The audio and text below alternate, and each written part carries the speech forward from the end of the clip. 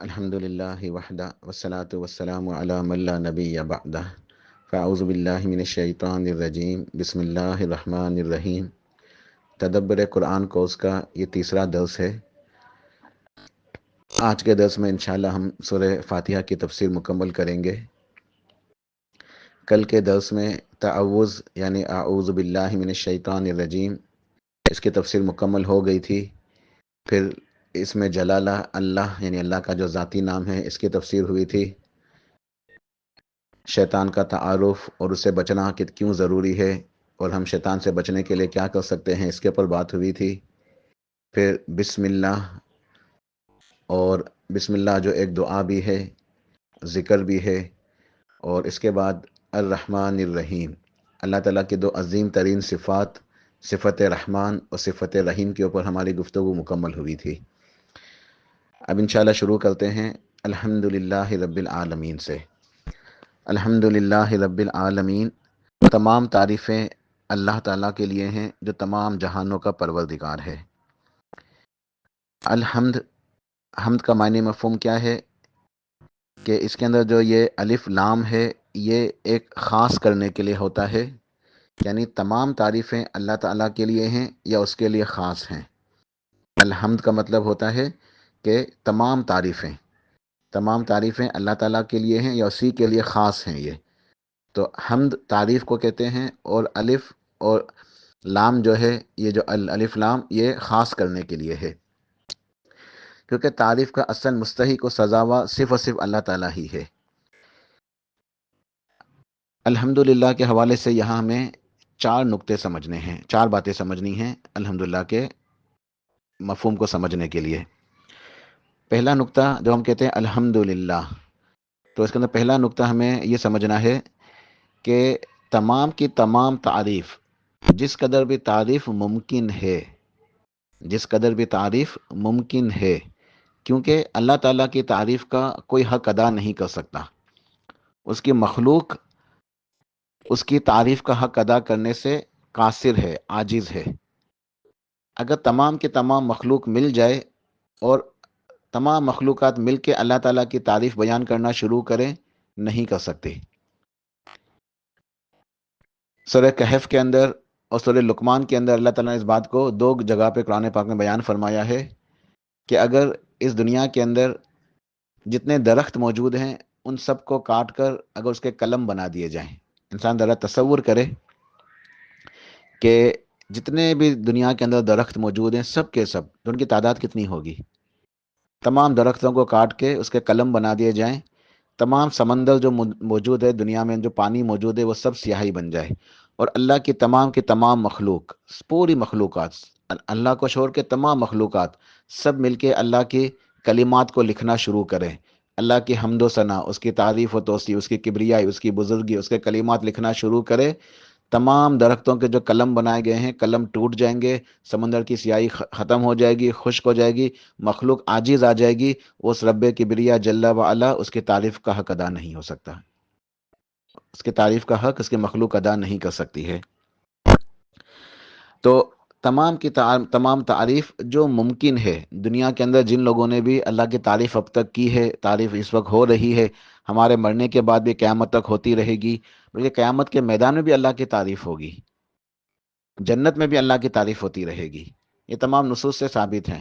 مجھے ایک بڑی عظیم حدیث یاد آئی، حدیث شفاعت کا ایک جز ہے، مکمل حدیث تو نہیں پڑھوں گا، وقت زیادہ ہو جائے گا، کہ اللہ کے پیارے نبی کریم محمد الرسول اللہ صلی اللہ علیہ وسلم ارشاد فرماتے ہیں کہ جب مجھے شفاعت کے لیے کہا جائے گا، سب مخلوق عاجز آ جائے گی، پریشان ہوگی کہ اللہ تعالیٰ حساب کتاب شروع کرے، تو میں اللہ کے آگے سجدہ ریز ہو جاؤں گا، میں ایک طویل سجدہ کروں گا، بہت ہی لمبا سجدہ، اور آپ ارشاد فرماتے ہیں صلی اللہ علیہ وسلم کہ اس سجدے کے اندر میں اللہ کی حمد و ثنا بیان کروں گا، اللہ کی تعریف بیان کروں گا، اور میں آج نہیں جانتا وہ تعریف کے الفاظ کیا ہوں گے۔ اسی وقت اللہ تعالیٰ وہ الفاظ مجھے القا کرے گا، مجھے الہام کرے گا، خود اللہ پاک مجھے الفاظ سکھائے گا، اسی وقت اس سجدے کے اندر میں اللہ کی تعریف کروں گا ان الفاظ کے ساتھ جو اس وقت اللہ تعالیٰ مجھے سکھائے گا۔ پھر مجھے شفاعت کا جو ہے نا اجازت دی جائے گی، پھر حساب کتاب شروع ہوگا، قیامت کے تمام مراحل۔ تو اس دنیا کے اندر سب سے زیادہ جس نے اللہ تعالیٰ کی تعریف کی ہے وہ ہمارے پیارے نبی کریم محمد الرسول اللہ صلی اللہ علیہ وسلم ہے۔ آپ کا لقب بھی یہی تھا، احمد، تعریف کرنے والا۔ آپ کا نام تھا محمد اور احمد صلی اللہ علیہ وسلم۔ محمد کہتے ہیں تعریف کیا گیا۔ دنیا کے اندر سب سے زیادہ تعریف اگر لوگوں کے اندر ہم بات کریں تو اللہ کے نبی کی ہوتی ہے، ہو رہی ہے اور قیامت تک ہوتی رہے گی انشاءاللہ۔ تو آپ محمد ہیں، تعریف کیا گیا۔ سب سے زیادہ ہم آپ کی تعریف کرتے ہیں، آپ کے خصائص، آپ کے فضائل بیان کرتے ہیں، آپ کے بعد درود و سلام پڑھتے ہیں، تو آپ محمد ہیں۔ اور آپ احمد ہیں کیونکہ آپ سب سے زیادہ اللہ تعالیٰ کی تعریف کرنے والے ہیں۔ تو اللہ کی مخلوقات میں سب سے زیادہ تعریف کسی نے اگر بیان کی ہے تو محمد مصطفیٰ احمد مجتبیٰ صلی اللہ علیہ وسلم ہمارے پیارے نبی علیہ الصلوۃ والسلام ہیں۔ لیکن آپ بھی اللہ کی تعریف کا حق ادا نہیں کر سکتے، کیونکہ اس مخلوقات کے اندر، دنیا کے اندر کوئی بھی اللہ کی تعریف کا حق ادا نہیں کر سکتا۔ اور کل قیامت والے دن آپ سجدہ کریں گے اللہ تعالیٰ کو، تو وہ تعریف کے الفاظ سے اللہ کی ہم بیان کریں گے جو اس وقت اللہ تعالیٰ آپ کو سکھائے گا۔ اور جنتی بھی جب جنت میں چلے جائیں گے تو وہ الحمدللہ، وہاں بھی الحمدللہ کا جملہ جو ہے جنتیوں کے زبان پہ ہوگا، وہاں بھی اللہ کی تعریف کریں گے۔ تو اللہ کی تعریف وہ کبھی مکمل ہو نہیں سکتی۔ تو جب ہم کہتے ہیں الحمد، اس کا مطلب یہ ہے کہ ہم تو اس کی تعریف کا حق ادا نہیں کر سکتے، تو جتنی بھی تعریف ممکن ہے ہم تو کر ہی نہیں سکتے اللہ کی تعریف پوری، لیکن پوری کی پوری تعریف، تمام کی تعلیم، جس قدر بھی تعریف ممکن ہے وہ سب کی صرف اللہ تعالیٰ ہی کے لیے ہے۔ تو یہ پہلا نقطہ سمجھنا ہے ہمیں کہ تمام کی تمام تعریف اللہ ہی کے لیے ہے۔ دوسرا نقطہ یہ ہے کہ اصل تعریف ہے ہی اللہ تعالیٰ کے لیے، اصل تعریف کے مستحق و سزاوار صرف اللہ تعالیٰ ہی ہے۔ کسی کے اندر اگر کوئی خوبی، کوئی حسن یا کوئی کمال، کوئی ہمیں فضیلت نظر آتی ہے، ہم دیکھیں کہ کوئی چیز بہت ہی اچھی بنی ہوئی ہے، تو وہ جس نے بنائی ہے اس کے اندر اس کا کوئی کمال نہیں ہے، اسے تو اللہ نے توفیق دی ہے، رو مٹیریل بھی اللہ نے دیا، اسباب بھی اللہ نے دیا، اس چیز کو بنانے میں اس کو سکھانے والی ذات بھی اللہ کی ہے۔ تو اگر کسی کے اندر کوئی خوبی ہے، کوئی حسن ہے، کوئی کمال ہے، ہم کوئی حسین منظر دیکھتے ہیں، کوئی خوبصورت پینٹنگ دیکھتے ہیں، سینری دیکھتے ہیں، جب صبح سمندر کے کنارے جاتے ہیں سورج نکل رہا ہوتا ہے، کتنا حسین نظارہ نظر آتا ہے۔ تو دنیا کے اندر کسی بھی مخلوق کے اندر کوئی بھی خوبی موجود ہے، کوئی حسن ہے، کوئی کمال ہے، کوئی تعریف کی بات ہے، تو وہ سب اللہ تعالیٰ ہی کا عطا کردہ ہے۔ اس خوبی، اس حسن، اس کمال کے اندر اس کا اپنا کوئی کردار نہیں ہے، وہ اللہ تعالیٰ ہی کا عطا کردہ ہے۔ اس لیے ہم کا مستحق ذات بھی صرف اور صرف وہی ہے۔ تو یہ دوسرا نقطہ ہے کہ اصل تعریف یہی اللہ تعالیٰ کے لیے۔ تیسرا نقطہ ہے کہ تعریف، حمد کا جو مطلب ہے وہ صرف یہ نہیں ہے کہ حمد کا مطلب ہم کیا کہتے ہیں کہ اللہ تعالیٰ کی تعریف، لیکن یہ مطلب مکمل نہیں ہے۔ حمد کا مکمل مطلب بنتا ہے تعریف شکر کے ساتھ، احسان مندی کے جذبات کے ساتھ، احساس تشکر کے ساتھ۔ یہ تیسرا نقطہ ہے کہ تعریف، الحمد کا مطلب ہے، الحمدللہ کا مطلب ہے کہ تعریف شکر کے ساتھ، تعریف کے ساتھ اللہ کا شکر ادا کرنا بھی ضروری ہے۔ تعریف کے اندر شکر گزاری بھی شامل ہے، احسان مندی، احساس تشکر، یہ اس کا حصہ ہے۔ یہ سب مکمل ہو کے ہی الحمد کا مفہوم مکمل ہوتا ہے، یعنی تعریف، شکر اور احسان۔ تعریف بھی اللہ کے لیے ہے، شکر بھی اللہ کے لیے، احسان بھی اللہ کے لیے ہے۔ اللہ ہی کا احسان ہے، اللہ ہی کے لیے شکر ہے، اللہ ہی کے لیے تعریف ہے۔ یہ تینوں باتوں سے مل کے جو ہے الحمد کا جو ہے نا مطلب، مفہوم اس کا پورا ہوتا ہے۔ چوتھا نقطہ ہے کہ اللہ تعالیٰ کی ہر مخلوق، اللہ تعالیٰ کی ہر مخلوق کے اندر اللہ تعالیٰ نے فطری طور پہ اس بات کو ودیعت کر دیا ہے، یعنی اس بات کو رکھ دیا ہے، بائی بلٹ ان رکھ دیا گیا ہے ہر مخلوق کے اندر کہ اللہ کی ہر مخلوق اللہ کی تعریف بیان کرتی ہے۔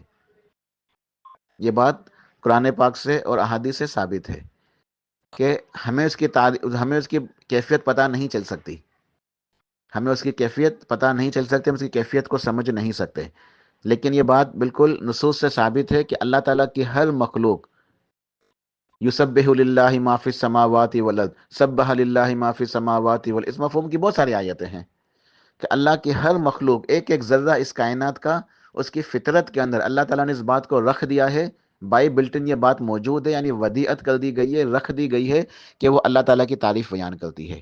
اس کائنات کا ذرہ ذرہ اللہ تعالیٰ کی تعریف بیان کرتا ہے۔ وَإِن مِّن شَيْءٍ إِلَّا يُسَبِّحُ بِحَمْدِهِ، کہ زمین و آسمان کی ہر چیز اس کی تسبیح بھی بیان کرتی ہے، پاکیزگی بھی بیان کرتی ہے کہ اللہ پاک ہے، اور اس کی حمد بھی بیان کرتی ہے۔ پاکیزگی یعنی سبحان اللہ الحمدللہ دونوں ساتھ اللہ کی ہر مخلوق بیان کرتی ہے، تسبیح بھی اور تعریف بھی، حمد بھی اور تسبیح بھی۔ تو یہ 4 نقطے ہیں۔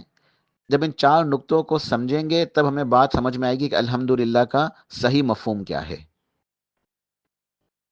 اور نبی علیہ الصلوۃ والسلام کی اکثر دعاؤں کی ابتدا یا اس طریقے سے ہوتی تھی، اللہم لک الحمد کلہ ولک الشکر کلہ۔ یہ دعا مانگا کرتے تھے آپ، تو اللہم لک الحمد کلہ ولک الشکر کلہ، اس سے ابتدا ہوتی تھی۔ تو الحمدللہ یہ کلمہ شکر بھی ہے، اور اس کی بڑی فضیلت جو ہے نا احادیث کے اندر جو ہے نا ثابت ہے۔ ایک حدیث کے اندر ارشاد فرمایا کہ لا الہ الا اللہ افضل الذکر ہے، اور الحمدللہ افضل الدعا ہے۔ لا الہ الا اللہ کو افضل الذکر کہا گیا، اور الحمدللہ کو افضل الدعا کہا گیا۔ ایک روایت میں آتا ہے کہ الحمدللہ تملأ المیزان، کہ جو الحمدللہ ہے یہ میزان کو بل دیتا ہے۔ جب ہم کہتے ہیں الحمدللہ تو ہمیں اتنی نیکیاں ملتی ہیں کہ جو میزان ہے، ترازو، جس ترازو کے اندر ہماری نیکیوں کا حساب کتاب ہوگا، کل قیامت والے دن نیکیاں گناہ تولے جائیں گے، اس کے 2 پلڑے ہیں، یہ اللہ کی مخلوق ہے۔ یہ ترازو یہ کل قیامت کے میدان میں قائم کیا جائے گا، اس کے 2 پلڑے ہوں گے۔ سیدھے پلڑے کے اندر سیدھے ہاتھ والے میں نیکیاں رکھی جائیں گی، اور الٹے ہاتھ بائیں ہاتھ والے پلڑے کے اندر گناہ رکھے جائیں گے۔ پھر وہ گناہ اور یہ تولے جائیں گے۔ تو یہ باقاعدہ ایک مرحلہ ہے قیامت کے میدان میں، جو نا ترازو کا قائم ہونا اور حساب کتاب ہونا۔ تو یہ جب ہم کہتے ہیں الحمدللہ، تو روایت کے الفاظ ہے الحمدللہ تملأ المیزان، کہ الحمدللہ میزان کو بل دیتا ہے، یعنی اتنی نیکیاں مل جاتی ہیں کہ ترازو کا پلڑا جو ہے یہ نیکیوں سے بل جاتا ہے۔ اور یہ کب ہوتا ہے؟ جب بندہ ان باتوں کو سمجھ کے شعور کے ساتھ، اس کے معنی مفہوم کے اوپر غور و فکر کر کے صحیح عقیدے ایمان کی حالت میں کہتا ہے کہ الحمدللہ دل کی گہرائی کے ساتھ، تو اتنی نیکیاں ملتی ہیں کہ ترازو بڑھ جاتا ہے۔ اور آگے اسی حدیث میں آگے ارشاد فرمایا کہ وہ سبحان اللہ والحمدللہ تملأان ما بین السماوات والارض، کہ اگر ساتھ میں ہم سبحان اللہ بھی کہیں تو سبحان اللہ اور الحمدللہ یہ زمین و آسمان کے درمیان جو خلا ہے، اس پورے خلا کو بھر دیتا ہے نیکیوں سے۔ یہ باتیں ذرا سننے میں عجیب لگتی ہیں، اتنی نیکیاں مل سکتی ہیں صرف ایک کلمہ ادا کرنے سے، کہ ہم نے الحمدللہ کہا ترازو نیکیوں سے بھر گیا، ہم نے کہا سبحان اللہ الحمدللہ، زمین و آسمان کے درمیان جتنی جگہ ہے وہ سب کی سب نیکیوں سے بھر جاتی ہے۔ تو یہ صحیح احادیث کی خبریں ہیں، ہمارا ایمان ہے اس کے اوپر۔ اللہ کے نبی صلی اللہ علیہ وسلم نے ہمیں یہ خبریں دی ہیں، یہ بات ارشاد فرمائی ہے، ہمارا ایمان ہے اس کے اوپر کہ اتنی نیکیاں ملتی ہیں۔ لیکن کب ملتی ہیں؟ جب بندے کا ایمان صحیح ہو، دل کی گہرائی کے ساتھ ان باتوں کو سمجھ کے پھر وہ اللہ کی تعریف، اللہ کا شکر ادا کرے۔ اگر سبحان اللہ اس کا مطلب کو بھی سمجھنے کی ضرورت ہوتی ہے کہ سبحان اللہ کا مطلب کہ اللہ پاک ہے، اللہ ہر نقص سے پاک، ہر کمی سے پاک، ہر عیب سے پاک، ہر خوف سے، ہر اندیشے سے پاک، اور ہر قسم کے ظلم سے پاک، اور ہر طرح کے شرک سے پاک ہے۔ اور اہل علم کہتے ہیں کہ سبحان اللہ کے اندر وہی مفہوم پایا جاتا ہے جو لا الہ کے اندر پایا جاتا ہے، اور الحمدللہ تمام کی تمام تعریفیں اللہ کے لیے ہیں، اس کے اندر وہ مفہوم پایا جاتا ہے کہ جو الا اللہ، یعنی سبحان اللہ الحمدللہ مکمل طور سے یہ معنی دیتا ہے لا الہ الا اللہ، اللہ کی توحید کا معنی۔ تو جو انسان اللہ تعالیٰ کی توحید کو سمجھتا ہے اور توحید کو اختیار کرتا ہے، اور پھر شعور کے ساتھ، دل کی گہرائی کے ساتھ، یقین کے ساتھ یہ کہتا ہے سبحان اللہ الحمدللہ، تو اتنی نیکیاں ملتی ہیں کہ زمین و آسمان کے درمیانی جگہ جو ہے وہ نیکیوں سے بھر جاتی ہے۔ تو یہ الحمدللہ، الحمدللہ رب العالمین، الحمدللہ رب العالمین، الحمدللہ کی جو ہے نا وہ تفسیر ہو گئی۔ اب ہے رب۔ لغت کے اندر رب کا معنی ہے مالک، سردار، دیکھ بھال کرنے والا، سنبھالنے والا۔ جیسے کہا جاتا ہے کہ رب القوم، کسی قوم کا سردار، رب البیت، گھر کا مالک، رب الولد، بچے کا باپ، سنبھالنے والا۔ کفیل کو بھی جو نا خلیجی ممالک کے اندر ارباب کہتے ہیں، اسی معنوں کے اندر آتا ہے کہ وہ کفیل ہوتا ہے۔ تو یہ رب کا جو نا لغوی معنی سمجھ میں آیا کہ ایسا مالک، سردار جو دیکھ بھال کرتا ہے، سنبھالتا ہے۔ شرع اصطلاح کے اندر، شریعت کی روشنی میں رب کسے کہتے ہیں؟ شریعت کی اصطلاح میں رب کا معنی ہے کہ وہ ذات جس نے اس پوری کائنات کو پیدا کیا ہے، اس پوری کائنات کو سنبھالتی ہے، پوری کائنات کے نظام کو چلاتی ہے، وہی مالک ہے، وہی خالق ہے، اور اسی کی طرف تمام امور لوٹائے جاتے ہیں۔ تو وہ ذات جو اپنی افعال ربوبیت میں تنہا ہے، افعال ربوبیت، یہ لفظ ذرا مشکل ہے لیکن اس کو میں سمجھاتا ہوں انشاءاللہ۔ افعال ربوبیت، افعال یہ فعل کی جمع ہے، فعل ایک کام، افعال بہت سارے کام، ٹھیک ہے؟ تو ورب جس ہم کہتے ہیں نا ٹو ڈو، ایکشن، تو یہ افعال یعنی بہت سارے کام. ربوبیت، افعال ربوبیت یعنی ربوبیت والے کام، جو کام رب کے کرنے والے ہیں، رب والے کام. تو شرع اسلام میں رب کا معنی ہے کہ وہ ذات جو افعال ربوبیت میں تنہا ہے، کوئی شریک نہیں، کامل ہے، مکمل ہے، قدرت والی ہے، عاجز نہیں، تھک نہیں جاتی، لاچار نہیں ہو جاتی، وہ ہے رب. تو افعال ربوبیت کیا کیا ہیں؟ افعال ربوبیت بہت سارے ہیں: زندگی دینا، موت دینا، روزی، بیماری، صحت، شفا، امیری، غریبی، نوکری، بارش برسانا، اناج اگانا، خوشحالی بدحالی دینا، دکھ سکھ دینا، اولاد دینا، بیٹے دینا، بیٹیاں دینا، ہنسانے ہنسانا، رلانا، مہربانی، حفاظت کرنا، مصیبتیں دینا، مصیبتیں دور کرنا، غم خوشی، گناہ معاف کرنا، جزا و سزا، جنت جہنم، آخرت کے تمام مراحل، یہ سب کے سب افعال ربوبیت ہیں کہ رب کے کرنے والے کام ہیں. تو افعال ربوبیت تو بہت سارے ہیں، لیکن 5 بنیادی افعال ہیں. اہل علم نے سمجھانے کے لیے، آسانی کرنے کے لیے سمجھایا ہے کہ 5 بنیادی افعال ہیں کہ جو ہم کہیں گے کہ یہ رب والے کام ہیں، کہ رب وہ ہے جو 5 کام کرتا ہے. وہ 5 بنیادی افعال کیا ہیں؟ سب سے پہلے صفت خلق، یعنی وہ خالق ہے، خالق. تو اللہ تعالیٰ ہی اکیلا خالق ہے، کوئی دوسرا اس میں شریک یا مددگار نہیں ہے. دوسرا فعل مالک، صفت ملک. تو اللہ تعالیٰ ہی اکیلا مالک ہے، کوئی دوسرا اس کی ملکیت کے اندر شریک نہیں ہے، مددگار نہیں ہے. تیسری صفت ہے رازق، کہ اللہ تعالیٰ ہی اکیلا روزی دینے والا ہے، اور یا روزی سے مراد صرف کھانا پینا نہیں، بلکہ انسان کی تمام ضروریات جو دنیا کی ہیں، جو آخرت کی ہیں، وہ سب روزی میں شامل ہیں. کھانا پینا، پہننا اوڑھنا، گھر بار، ساری چیزیں، بیوی بچے، صحت بیماری، یہ سب روزی ہے. تو دنیا کی ضروریات، آخرت کی ضروریات، یہ سب روزی کے اندر آتی ہیں. تو رازق صرف اللہ تعالیٰ اکیلا ہے، کوئی دوسرا اس میں شریک ہے نہ مددگار ہے. مدبر، چوتھی صفت ہے مدبر، یعنی منتظم یا متصرف. مدبر کہتے ہیں تدبیر کرنے والا، نظام کو چلانے والا، تمام کاموں کو دیکھ بھال کرنے والا، اس کو آرگنائز کرنے والا، چلانے والا، اس کا انتظام کرنے والا. منتظم یا متصرف، متصرف ذات، تصرف کرنے والی ذات اللہ تعالیٰ کی ہے. تو یہ سب معنی ہے مدبر کا، منتظم، متصرف. تو یہ اس کائنات کو پیدا کرنے کے بعد اللہ تعالیٰ اس کا نظام چلا رہا ہے، اس میں اس کا کوئی شریک نہیں ہے، کوئی مددگار نہیں ہے. اور پانچواں ہے بدلہ دینے والا، بدلے کے دن کا مالک، روز جزا، حساب کتاب کا مالک یوم الدین. آگے انشاءاللہ آ رہا ہے اس کی تفسیر آگے آ رہی ہے. تو یہ 5 بنیادی افعال ہیں: خالق، مالک، رازق، مدبر اور بدلہ دینے والا، جزا سزا دینے والا. تو یہ افعال ربوبیت میں افعال ربوبیت ہے. اس کے اندر اللہ تعالیٰ تنہا ہے، کامل ہے، مکمل ہے، اس کا کوئی شریک نہیں ہے. تو یہ مفہوم ہے الحمدللہ رب العالمین. مشرکین مکہ بھی اللہ تعالیٰ کو رب مانتے تھے، مگر ان کا یہ اقرار ان کو مسلمان نہیں کر سکا، وہ ایمان والے نہیں ہوئے. کیوں؟ کیونکہ وہ عبادت میں شرک کرتے تھے. تو توحید کی 3 قسمیں ہیں جو ہمیں سورہ فاتحہ کے اندر سمجھ میں آتی ہیں: توحید ربوبیت، توحید عبادت، توحید اسماء و صفات. کہ اللہ تعالیٰ ہی رب ہے، اور جو رب ہے وہی معبود ہے، معبود کوئی دوسرا ہو نہیں سکتا. جو رب ہے، لہٰذا ربوبیت کا تقاضا یہی ہے، ربوبیت کا جو ہے وہ حق یہی ہے کہ وہ معبود وہی ہو جو رب ہو. تو اللہ تعالیٰ ہی رب ہے، اسی لیے اللہ تعالیٰ ہی اکیلا عبادت کے لائق ہے. اور توحید اسماء و صفات، اللہ تعالیٰ کی جتنی بھی اسماء و صفات ہیں، ان صفات کے اندر بھی اللہ تعالیٰ اکیلا ہے، اس کا کوئی شریک نہیں ہے. تو یہ ہے الحمدللہ رب العالمین. عالمین کسے کہتے ہیں؟ یہ عالمین عالم کی جمع ہے. عالم کہتے ہیں ایک جہاں کو، ایک جہاں یہ عالم ہے. جیسے عالم انسان ہے، انسانوں کا پورا ایک عالم ہے. اسی طریقے سے عالم ملائکہ ہے، ایک پوری دنیا ہے فرشتوں کی، ان کے سارے معاملات ہیں. عالم جنات ہے، جنات کی پورا ایک جہاں ہے، جنات کی بھی پوری زندگی، ان کے بھی تمام معاملات ہیں. تو ایک عالم انسانوں کا ہے، ایک عالم ملائکہ کا ہے، ایک عالم جنات ہے، ایک عالم نباتات ہے، یہ جڑی بوٹیاں، یہ پودے، یہ کھیتیاں. تو ان کے بھی پورا جو ہے نا، یہ خزاں، بہار، پتوں کا لگنا، نئے پتوں کا اگنا، رنگ، خوشبو، یہ ساری چیزیں جو ہے، یہ کھیتی باڑی، یہ نباتات کا پورا ایک عالم ہے. ایسے معدنیات کا ایک عالم ہے، زمین کے نیچے کتنی معدنیات ہیں، کوئلہ ہے، پیٹرولیم ہے، سونا چاندی، خزانے ہی خزانے زمین کے اندر. تو یہ پورا ایک عالم ہے، عالم معدنیات. عالم حیوانات، مختلف نسل کے، مختلف قسم کے، لاکھوں قسم کے جو ہے نا وہ جاندار ہیں، جانور ہیں.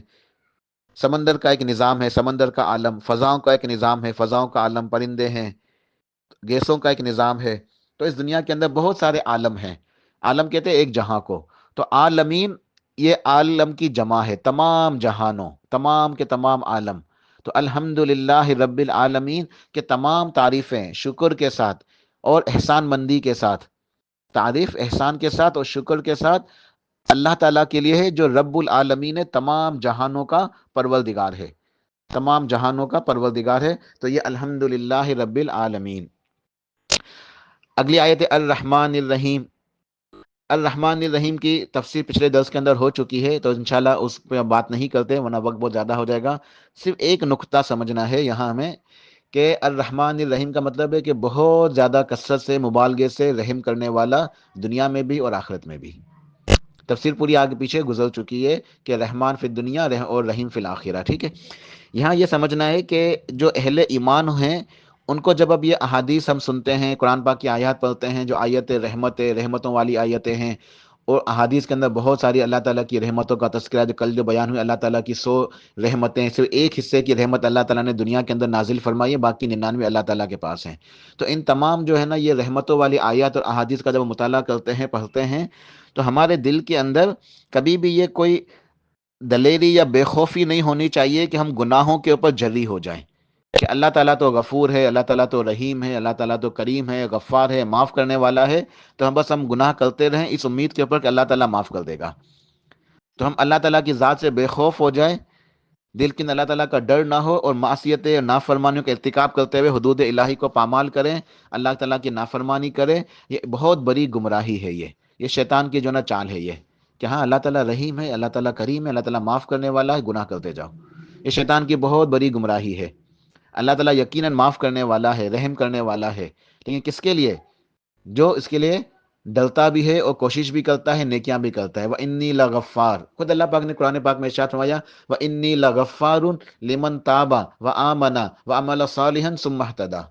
وَإِنِّي لَغَفَّارٌ لِمَن آمَنَ، کہ میں غفار ہوں اس کے لیے جو ایمان لاتا ہے، جو توبہ کرتا ہے، ہدایت کے راستے کو اختیار کرتا ہے، اپنی اصلاح کرتا ہے، تو میں اس کے لیے غفار ہوں۔ ایک اور مقام پہ اللہ پاک نے ارشاد فرمایا کہ نبئ عبادی انی انا الغفور الرحیم وان عذابی هو العذاب العلیم۔ نبئ عبادی، اے میرے حبیب صلی اللہ علیہ وسلم، آپ میرے بندوں کو خبر سنا دیجئے، ان کو بتا دیجئے کہ انی انا الغفور الرحیم، کہ یقیناً میں تو بہت زیادہ غفور اور بہت زیادہ رحیم ہوں، بخشنے والا، مہربانی کرنے والا ہوں۔ لیکن ساتھ میں یہ بھی انہیں بتا دے وان عذابی هو العذاب العلیم، اور یقیناً بے شک میرا عذاب وہ بھی بہت زیادہ دردناک ہے۔ تو ہمیں اللہ تعالیٰ سے ڈرنا بھی چاہیے۔ الرحمن الرحیم کا مطلب یہ نہیں کہ ہم گناہوں کے اندر بے خوف ہو جائیں۔ اسی لیے کہا جاتا ہے کہ الایمان بین الخوف والرجا، کہ ایمان تو خوف اور امید کی درمیانی کیفیت کا نام ہے، ترغیب و ترہیب، کہ اللہ تعالیٰ سے رحمت کی امید بھی ہو، اللہ تعالیٰ کے عذاب کا خوف بھی ہو، تو انسان پھر گناہوں سے بچے۔ تو الرحمن الرحیم۔ اگلی آیت ہے مالک یوم الدین۔ مالک یوم الدین، مالک ہے بدلے کے دن کا۔ دین، دین کے جو ہے وہ دو مطلب ہیں، ٹھیک ہے، دو معنوں میں دین استعمال ہوتا ہے۔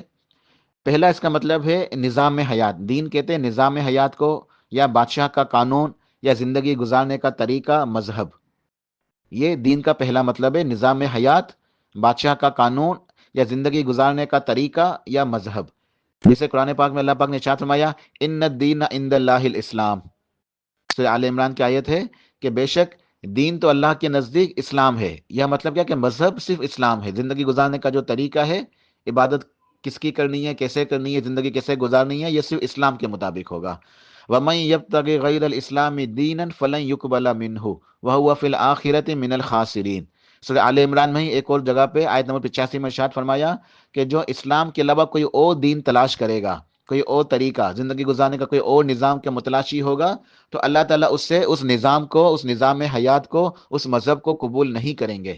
اسلام کے علاوہ کچھ اور لے کر آئے گا اللہ کے پاس، وہ قبول نہیں ہوگا، اور وہ آخرت کے اندر نقصان پانے والوں میں سے ہو جائے گا۔ سورہ یوسف کے اندر ایک آیت ہے ما کان لیأخذ اخاہ فی دین الملک۔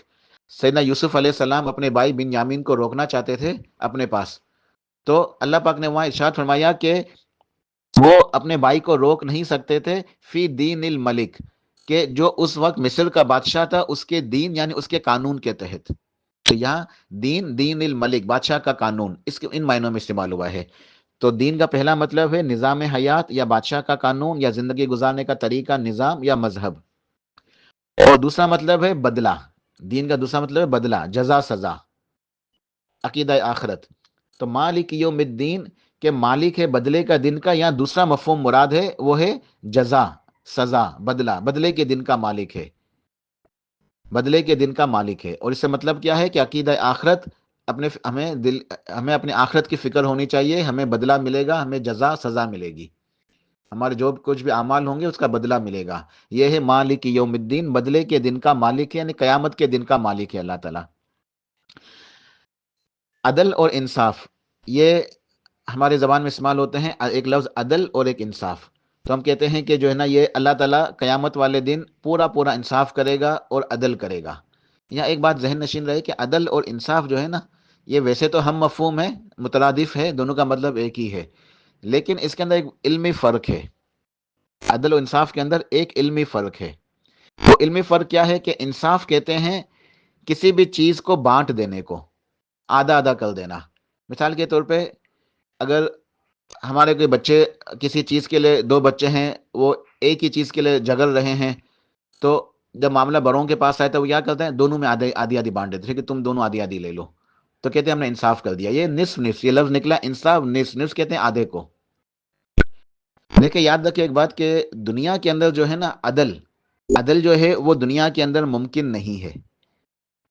وجہ اس کی یہ ہے کہ عدل کرنا جو ہے نا یہ مخلوق کا کام ہی نہیں ہے.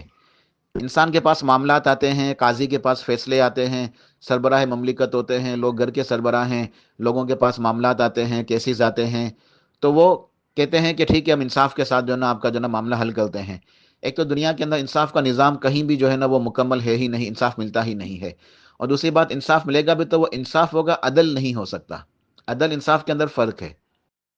عدل جو ہے وہ صرف اور صرف اللہ ہی کی صفت ہے، عدل کرنے والی ذات اللہ کی ہے. اور اللہ تعالیٰ عدل کرے گا قیامت والے دن. ایک ایک ذرے کا، ایک ایک ذرے کا حساب ہوگا، جو جس کا مستحق ہے اس کو وہی ملے گا. ایک ذرہ برابر بھی ظلم نہیں ہوگا. جو ذرہ ہوتا ہے نا، ذرہ انسانی آنکھ سے دیکھا نہیں جاتا، اس ہم ایٹم کہتے ہیں، مائکروسکوپ سے خودبین سے دیکھنا ہوتا ہے. تو اللہ تعالیٰ ایک ذرے کے برابر بھی کسی کے اوپر ظلم نہیں کرے گا. تو دنیا کے اندر جو ہے انصاف کے تقاضے پورے ہو جائیں یہ ممکن ہی نہیں ہے. ایک تو دنیا کی عدالتیں ویسے ہی جو نا وہ کرپٹ ہوتی ہیں، ٹھیک ہے، اس کے اندر ظلم و زیادتی ہوتی ہے، وہ ایک الگ موضوع ہے بہرحال. لیکن دنیا کے اندر انصاف ممکن ہی نہیں ہے. اگر کچھ مثال کے طور پر ایک مثال دینا چاہتا ہوں کہ اگر کوئی شخص نے پورا مہینہ محنت کی ہے اور کہیں نوکری کرتا ہے، کسی فیکٹری کے اندر کام کیا ہے، پورا مہینہ مشقت کی، محنت کی، اس امید پہ کہ مہینہ پورا ہوگا مجھے تنخواہ ملے گی. پیچھے جو ہے نا وہ میرے گھر کے اندر جو ہے نا ماں باپ ضعیف ہے، بوڑھے ہیں، ان کو دوائیوں کی ضرورت ہے، بیوی بچے ہیں، ان کی ساری ضروریات ہیں، تو میں اس تنخواہ سے وہ ساری ضروریات پوری ہوتی ہیں. وہ اس امید پہ پورا مہینہ جو ہے نا وہ محنت کرتا ہے، مشقت کرتا ہے، دن رات ایک کرتا ہے کہ مجھے مہینے کے آخر میں تنخواہ ملے گی. مہینہ پورا ہوتا ہے، وہ تنخواہ لے کے آتا ہے، راستے کے اندر ڈکیتی ہو جاتی ہے. سمجھے میں کراچی والوں کے حوال بتا رہا ہوں، جو کراچی کا حال ہے، اللہ تعالیٰ رحم فرمائے. بہرحال تو وہ ڈکیتی عام ہے کراچی کے اندر، اس وجہ سے میں کہہ رہا ہوں. تو وہ کوئی آ جاتا ہے اور وہ اس سے پیسے چھیننے کی کوشش کرتا ہے. اب اس کے ذہن میں بات چل رہی ہے کہ اگر پیسے اس کو دے دوں گا تو پیچھے جو ہے نا وہ ماں باپ انتظار کر رہے ہیں، ان کی دوائیاں ہیں، بیوی بچے انتظار کر رہے ہیں، راشن لینا ہے، گھر کا کرایہ ادا کرنا، یہ سارے اخراجات. اس کے ذہن میں یہی ساری باتیں چل رہی ہیں. اور مزاحمت کرتا ہے، پیسے دینے سے وہ ہچکچاتا ہے، نہیں دیتا، اور وہ ڈاکو اس کو گولی مار دیتا ہے، اس کی زندگی ختم. اب اگر اول تو پاکستان کے نظام میں جو ہے وہ انصاف ملتا ہی نہیں ہے، ٹھیک ہے.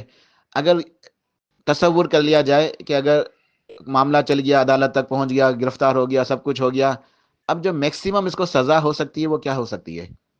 سزائے موت تو ویسے بھی یہاں ہوتی نہیں ہے، لیکن اگر میکسیمم کوئی سزا دے بھی سکتا ہے تو اس کو کیا کرے گا؟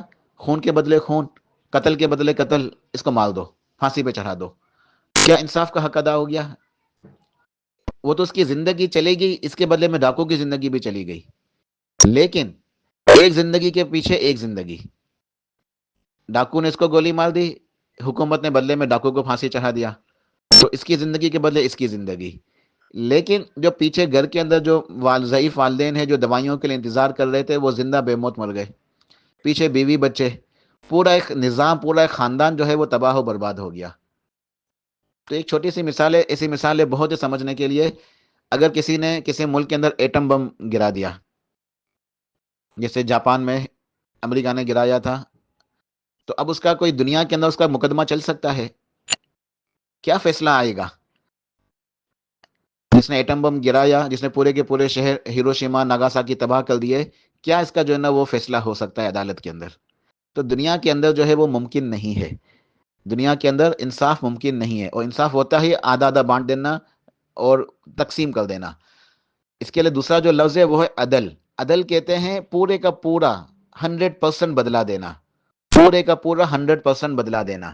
اب جس شخص نے جو ہے نا وہ ڈاکو نے گولی مار دی اس کی تنخواہ چھیننے کے لیے، اس کا بدلہ جب وہ یہ مقدمہ اللہ کے دربار میں پیش ہوگا تو پیچھے ماں باپ ہیں، جو مقتول ہے، جو مر گیا بیچارہ، اس کے پیچھے ماں باپ، پیچھے بیوی بچے، ان سب کی جو زندگیاں تباہ ہوئی ہیں، جو ان کو افسوس ہوا ہے، جو ان کے اوپر قیامت ٹوٹی ہے.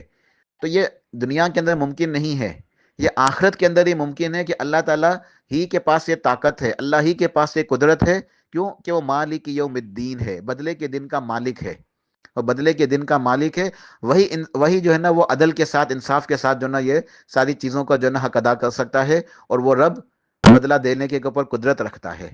وہ اللہ کی ایک صفت ہے الدیان. اللہ کی ایک صفت ہے الدیان. دیان کا مطلب ہی یہی ہے. یہ حدیث کے اندر یہ نا یہ صفت بیان ہوئی ہے ان الدیان. کل اللہ تعالیٰ جو ہے نا قیامت والے دن خود جو ہے نا فرمائے گا کہ ان الدیان، میں ہوں بدلہ دینے والا. ان الدیان، میں ہوں جو ہے عدل و انصاف کرنے والا، اس کے نظام کو قائم کرنے والا. اور اس کا انصاف کیسا ہے کہ دنیا میں اگر جو ہے نا ایک سینگ والی بکری نے بغیر سینگ کے بکری کو سینگ مارا ہوگا تو اللہ تعالیٰ دونوں کو اپنے سامنے حاضر کرے گا. حالانکہ ان بکریوں کے اوپر کوئی حساب کتاب ہے، نہ جنت ہے نہ جہنم ہے، وہ تو انسانوں کے لیے اور جنات کے لیے ہے. لیکن عدل کے انصاف کا تقاضا یہ ہے، اللہ کے عدل کا تقاضا، کہ جس سینگ والی بکری نے سینگ مارے تھے اس سے سینگ واپس لے جائیں گے، اور بغیر سینگ کی بکری کو سینگ دیے جائیں گے، اور کہا جائے گا کہ تم اب اس کو سینگ مارو. پھر دونوں کو مٹی میں فنا کر دیا جائے گا، دونوں مٹی ہو جائیں گے. ان کے لیے کوئی جنت جہنم نہیں ہے. لیکن یہ انصاف جو ہے، یہ عدل جو ہے، یہ اللہ تعالیٰ کی صفت ہے. اللہ ہی جو ہے وہ دیان ہے، اللہ ہی جو ہے عدل و انصاف کرنے والا ہے. تو عدل و انصاف کے اندر جو ہے ایک علمی فرق ہے، ایک علمی فرق ہے. اور ہمیں اسی بات سے ڈرنا چاہیے. جو کسی نے جو ہے نا ایک بطور نصیحت کسی نے پوچھا تھا کہ کسی عالم سے کہ ذرا نصیحت کر دے، تو انہیں کہا تھا کہ بیٹا بس دھیان رکھنا کہ کہیں کوئی اللہ تعالیٰ سے تمہاری شکایت نہ کر دے.